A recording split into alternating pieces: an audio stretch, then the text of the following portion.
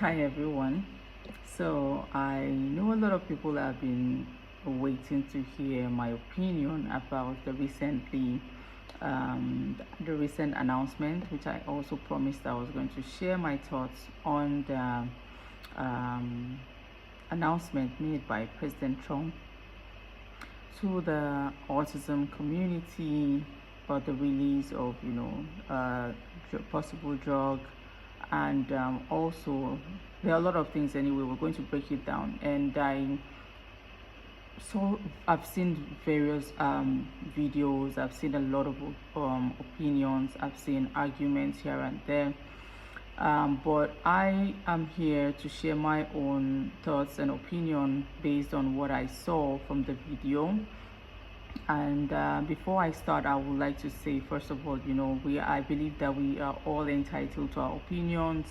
You might not necessarily agree with what I have to say, but like I said, this is my own personal opinion, and all of that. And also, I want us to bear in mind that or remember that autism is a broad spectrum, and the way you are experiencing autism with your child will vary in various ways with another parent who also have a child on autism. As we say, if you've seen a child on the autism spectrum, you've only seen one child on the autism spectrum. So I'm making sure to say all of this out, especially for some people who will be watching this video who do not know about all of these things. And so I needed to put all of this out there first before I go in deep to analyze my thoughts.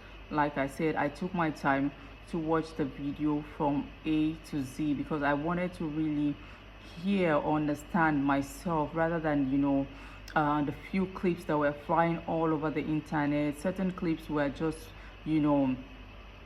without watching everything in general, you just be like quick to assume. And if you followed me for a very long time, or you know me personally, I like to look at things on two different views. I like to look at the positives and the negatives, and so this is what I will be breaking down to you in this video. So if you would like to hear it all, just stay tuned to listen with an open mind to what I have to say. First of all, the first thing that came to my mind when President Trump started to talk, I felt like finally the voices of a lot of moms were being heard. It was a relief for me because for the longest time, we parents, most especially the moms, have been saying things that no one seems to be listening. I've worked with, or I've heard a lot of moms talk about this whole how they blame vaccines for their child's autism, different parent or different mom or different child with their own experiences. And I feel like even if it's not entirely correct, there should be a way that a kind of a platform that allows our voice to be heard. And so, like I said, for me, this was what this was the first thing that came to my mind. Like, okay, the fact that autism just came up, like a president is even talking about autism and all of that, bringing it, like, it really brought a very this is another thing, it brought a lot of awareness to autism. And it suddenly felt like April, because we are not used to hearing people talk about autism left or right like that, except it is the Autism Awareness Month. We don't hear leaders, we don't hear governors, we don't hear nothing from anyone about autism or what they're doing, or any research is happening, or anything, except it is Autism Awareness Month. So this is also another thing that I saw. Like, when I saw, I was like, wait, are we in April? That was the first thing that came to my mind. And then but anyway, that's just it. So like I was saying, the voices of moms were being heard. For the longest time, there are moms who have claimed over and over that they believe that the vaccines, their children started to exhibit certain behaviors after vaccines. I've worked with clients, I've worked with people in my community and whatnot, and they have this firm belief. And you can't you don't know what they experience, undermine or downplay what their emotions, or how they, or what they feel, if they strongly feel that this is what caused or what happened to their children. So like I said, everyone's experience is different, and is different. That's another thing. We all have different experiences. We all experience things different ways. So that was like my own the first thing that came to my mind. And most of these things, let's be honest, this whole vaccine thing, for those of us that have been on this journey for a very long time, we've heard all sorts of theories, we've heard so many things. And at some point, to be frankly speaking, many of us already know these things. We're just not saying it out, because we're not comfortable, because we're going to be attacked, and people will just come differently. Everyone will just say different things. Oh no, this is, and then there's a lot of this disagreement, which happens a lot within the autism community. So when I had my daughter after my son, I automatically didn't, I did this whole spacing thing that Trump talked about. He mentioned, spacing the vaccines instead of giving the, I did it. I know a lot of parents who did it within the autism community. Somehow a part of us also, even though we're still like, oh, we don't believe the vaccines causes autism, but what if there is a correlation? What if there is at least a 1% of that information that could be true, but no one ever said, listen to us. So back to my story, I did the same thing for my daughter. When I had her, I didn't give her all the vaccines at once. I didn't rush. There are certain vaccines that I spaced it. There are some vaccines that I delayed them until she got to a certain age, and hit certain milestones before I gave it to her. Like I said, well, this is just my own gut feelings. And when you've had one child with autism, or had one child with special needs, trust me, you're going to go at any length to try to, it's just like you have like a kind of a PTSD, and you try everything possible to not ensure that anything goes wrong with that child. So this is one thing that I did particularly. And even when we took those vaccines, I ensure to do certain detox and stuff like that whenever we come back from the clinic, from any appointment for any of our shots. So that is the first thing, those are the first things that came to my mind. Now on this whole paracetamol, Tylenol thing, I saw the way a lot of people were blowing it out of proportion. Like I watched the entire video, and maybe the way or the tone at which the president continued to repeat this a certain phrase over and over and over. But I heard also repeatedly when the experts that were on stage with the president also spoke about maybe it could be a probable cause. I didn't, from my understanding, I didn't see them saying that, oh, it is the paracetamol that they took or the Tylenol that they took that caused their children's autism. It could be something. It could be, like I mentioned earlier also, it could be that 1% of parents that could be affected. We all know it is a spectrum. We are all different. It could affect one person and not affect the other person. So many things could be going on at that time. So there's no point of saying, oh, it is the way people are saying that, but I didn't take Tylenol, my child still have autism. Or let's not forget that there are other compounding things that have actually been stated to presume to cause autism. We have the genetics, we have the environmental factors, and so many other stuffs. Or it could be a combination of all of these things all together. Who knows? But let's be honest, I felt like that announcement was also a good call to action, especially for some of us in this, especially those of us, in the African region, that we are known to self-medicate. I know for sure, we do this a lot in Nigeria and some other African countries, I believe. We self-medicate. Every small thing, something is wrong, we go for paracetamol. And for me, like I said, I felt like it was a call to action to caution us. I personally, when I was pregnant with my daughter, I was so particular. I was so scared of taking any medication because somehow, in the back of my mind, I was thinking about everything that could cause, that could have caused, or that I would have done, which I can't even remember. I can't even remember what happened with my son's pregnancy, or what I took or what I didn't take. I can't even go there. But I'll try to, as much as possible, avoid certain things. I remember my doctor giving me a prescription drug for high blood pressure, which she noticed from the earlier onset that I might probably have preeclampsia.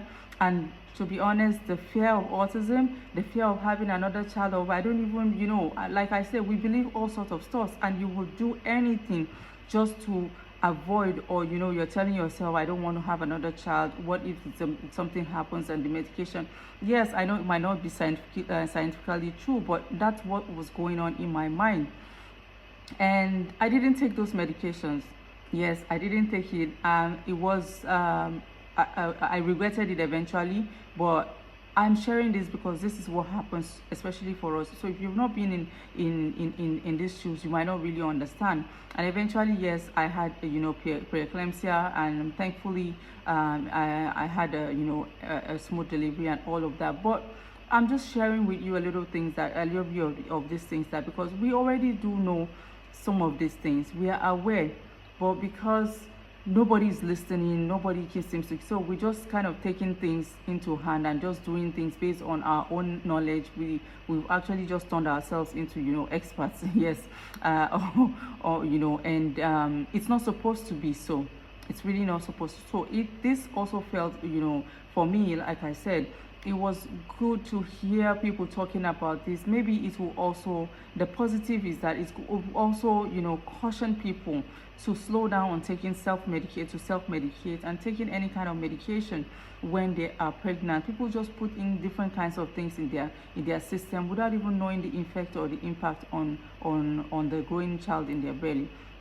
So like I said, I'm looking at the positives, not just the entire the negatives about saying, oh, it's paracetamol. I didn't see it as being that. I saw it as being, it could be a probable cause. You will just be cautious. If you don't need to take paracetamol or Tylenol while you are pregnant, then don't take it. If you can endure the pain without the paracetamol, or it's something that is light and can be managed, or you can, you don't need to take the paracetamol. But if it goes beyond what you can handle and you really need the pain reliever, then go ahead. That is my own understanding of that particular part. So another thing that I picked from the announcement, which also is a positive for me, is the fact that they also mentioned that there will be more ongoing research, more data collected, more voices of moms to be heard, our parents to be heard, so we can so more can be done to be able to alleviate or relieve a lot of parents who are going through difficult times, or difficult, even more challenging situations with raising or parenting their children on the autism spectrum. Let's be honest, we are not all having this journey this equally. I have a parent who reached out to me a few days ago. She has a 3-year-old who is severely headbanging, who is like you can imagine, a 3-year-old who is already going through such behaviors, headbanging, biting until you bleed. I had another mom who has an 8-year-old who will bite and do certain things. We've seen a lot of parents who can't even get one few minutes of sleep. They have to be awake all night. There are other parents dealing with this autism in a more severe level, and those people are looking for answers. They are looking for relief, and if there is something out there that can grant them or give them that relief, they will jump on it. And like I said, I also, despite the fact that alhamdulillah, I'm always grateful for how far we are on this journey and where we are, because to be honest, sometimes when I see some other challenges other parents with children on autism go through, I come back to my Lord and I say, thank you, God, for what I have right now. And it makes me calm and not to complain. But if I were to be asked if I wanted some, I would definitely wish something, certain changes for my child. Now, as per the medication, the leucovorin, the pronunciation is kind of, yes, leucovorin. It wasn't clearly stated that it was a cure. It wasn't clearly stated it was a cure. It was stated that based on the research and the data collected, it shows also that it works for some children, and in terms of, you know, reducing certain behaviors that are associated with children on the spectrum. And I've watched several videos, and in fact I've gotten a few handful of responses or reviews from some moms who have actually tried the medication, and all of them are saying the same thing, you know, saying that okay, they noticed increase in communication and speech and whatnot. So if at all there's something that is improving, that means there's something right about this medication. The only downside to it is that we do not know if there is any long-term effect. For me, those are the questions that I'll be asking. How long will the child have to take the medication, and what could be the possible side effects to it? And also, as stated, this will not be working for every child. In fact, I have also received, because I have people who have reached out to me before this announcement asking me about this medication, because a lot of videos have been apparently going around. A lot of people have sent me those videos. A lot of people have asked for my opinion, and I kept mentioning that, you know, I have no idea about this medication. But then recently I've gotten a few other feedbacks from parents, and some are saying they don't see any changes or any difference with taking the medication, while others are seeing. Now this brings us back to the same thing I mentioned earlier. With autism, we all know it is a spectrum sometimes, and what works for A might not work for B. So this has always been a thing for me. So whenever I want to try something, I've mentioned this even in my book, The Beginner's Guide to Parenting Autism, I usually just, you know, whatever I'm trying, I have an open mind about it and give it a time frame that, okay, let's see if it works fine, if it doesn't work fine. So for me, I think it is a win-win. It is worth trying. Will I be trying it? Absolutely. If with the proper, with the professional, by doing the right tests and the right tests that are necessary and everything else, I would definitely consider that. I am optimistic about this. I believe this could be a game changer for a lot of families. And like I said, you don't have to agree with it. If you're okay with how your child's autism is and how you are with your child, that's fine with you. But not everyone is okay. Not everyone is where they wish they want to be, especially in regarding their parenting. Not everyone is having it easy, or a little bit, or how do I even say, some are having it really tougher than, you know. So let's just try to be kind to one another.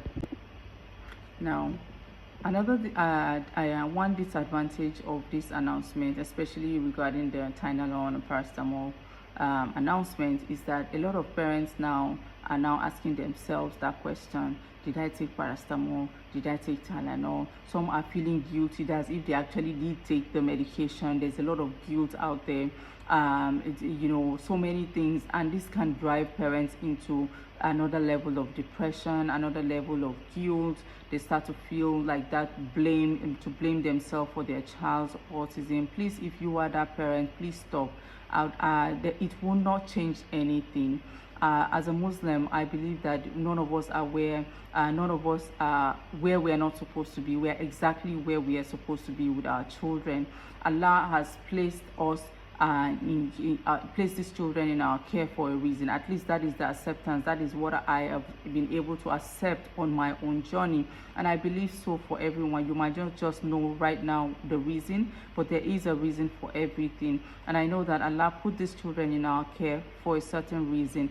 So for that reason alone, I do not believe that anything or anyone will be responsible or is responsible for my child's autism, other than it is being ordained by the Most High. And that is my own belief, and that is what I would want you to believe right now. Even if you have that voice telling you right now that you are not the reason for your child's autism, and until you are able to constantly affirm and remind yourself that this is not your fault, you will find yourself plunging deeper into a kind of a state that you will find yourself find it difficult to get back out from, especially if you are going into a very dark side. So please, I encourage every one of us, let's try to work together, let's try to stay united and be optimistic. Let's end this whole argument and fighting. I'm seeing the comment section, people are really, I'm like, what is going on? It's not supposed to be so. We are all looking for a common we're all looking for a common cause. We're fighting for a common cause, for us to be heard, to be seen, to be understood, for our children to be accepted. Let's try to look at the positives of everything.